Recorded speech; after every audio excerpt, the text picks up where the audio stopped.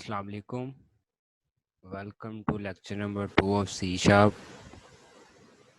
आज हम बात करेंगे मेथड्स की कि मेथड्स होते क्या हैं और इनको बनाया किस लिए जाता है और इनका यूज़ किस तरह किया जाता है सी शार्प के अंदर।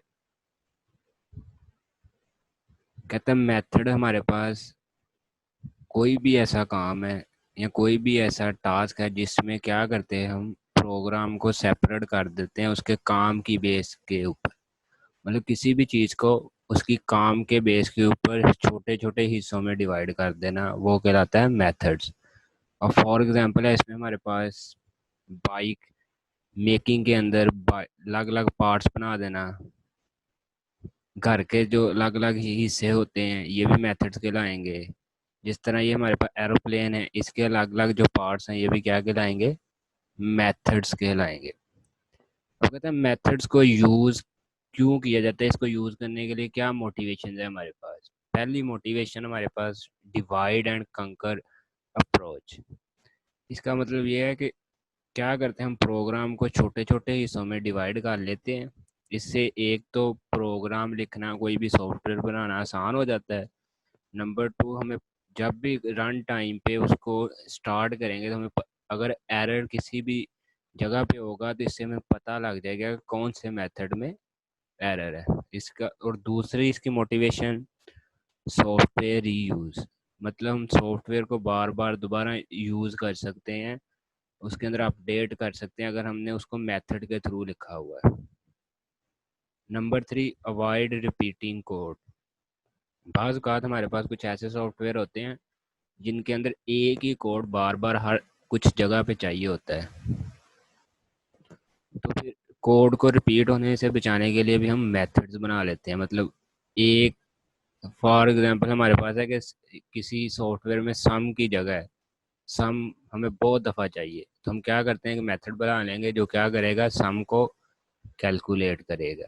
अब इसको सी शार्प के अंदर इसका स्ट्रक्चर क्या और यूज़ कैसे करना है, तो स्ट्रक्चर के लिए सबसे पहले इसकी रिटर्न टाइप लिखते हैं, उसके बाद मेथड का नेम, उसके बाद इसकी पैरामीटर लिस्ट देनी है, देन कोई भी इसके अंदर स्टेटमेंट, और रिटर्न करना है या नहीं। अगर तो रिटर्न करना है तो वो बताना पड़ेगा जो रिटर्न करना है, अगर नहीं करना तो ये ऑप्शनल भी रह सकता है।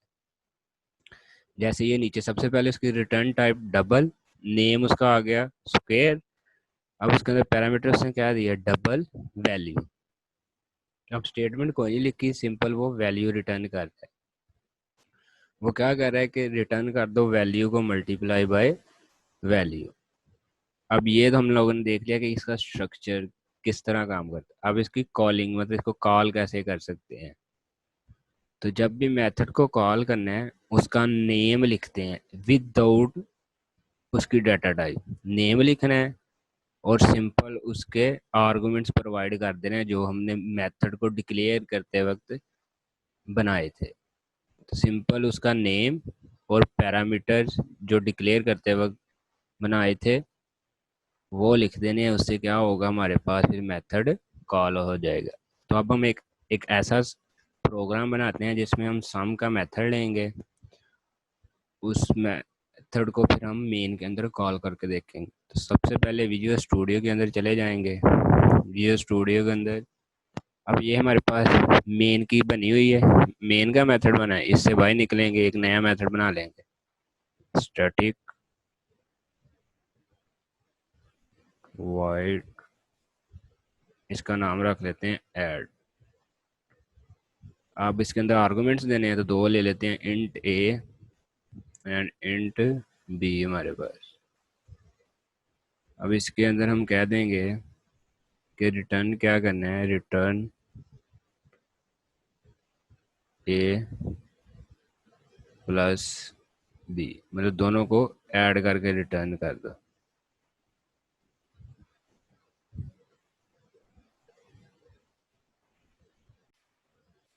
अब इसके अंदर सबसे पहले तो एक वेरिएबल डिक्लेयर कर लेंगे int result equal to a plus B.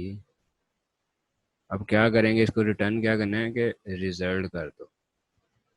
ये है कि कोई भी जो लेगा वो यूज़र से, उनको प्लस करने के बाद ये रिटर्न कर। अब मेन में जाएंगे, इसको कॉल करने के लिए पहले दो वेरिएबल डिक्लेयर करेंगे। तो सबसे पहले यूज़र को मैसेज शो करवा लेंगे, कंसोल डॉट राइट लाइन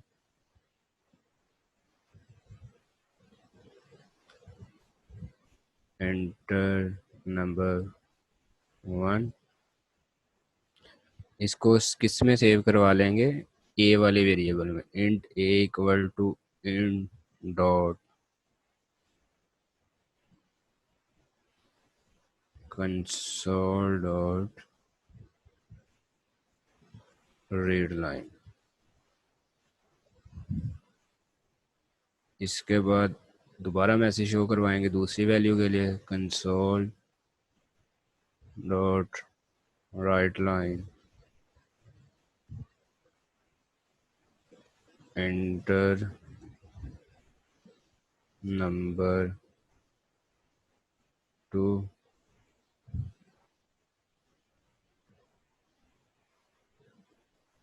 अब इसको बी में करवा लेंगे, int b equal to int dot console dot read line. अब इसके बाद क्या करना है, अब हम लोगों ने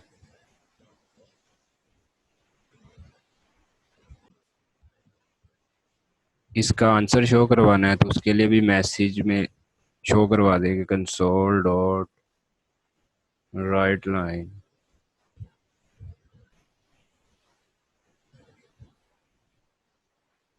सम इज। इसके बाद अब यहाँ पे हम लोग क्या करने लगे हैं, वो वाला मेथड कॉल। तो मेथड क्या था हमारे पास, ऐड का, आगे उसके क्या ले लेंगे, आर्गुमेंट्स ले लेंगे, वो थे हमारे पास ए और बी। तो ये सिंपल हम लोगों ने क्या किया है, मेथड को कॉल किया उसकी डेटा टाइप के बगैर, उसके बाद उसके आर्गुमेंट्स ले लिए। अब इसको क्या करेंगे, रीड करवा लेंगे, कंसोल डॉट रीड लाइन। तो ये यहाँ तक था हमारे पास एक सिंपल ऐड का मेथड। उसको फिर हमने मेन में कॉल भी कर लिया। अब देखते हैं कि हमें क्या आउटपुट देता है। तो स्टार्ट के बटन पे जाके क्लिक करेंगे, inter number 1 23, inter number 2 22, answer some is 45। तो ये था हमारा आज का लेक्चर, जिसमें हम लोगों ने मेथड्स को डिस्कस किया है, साथ उसकी प्रैक्टिस भी करके देख ली है। अगर आप लोगों को कोई मसला हो तो आप लोग कमेंट के ज़रिए, ईमेल के ज़रिए हमसे रब्ता कर सकते हैं। शुक्रिया।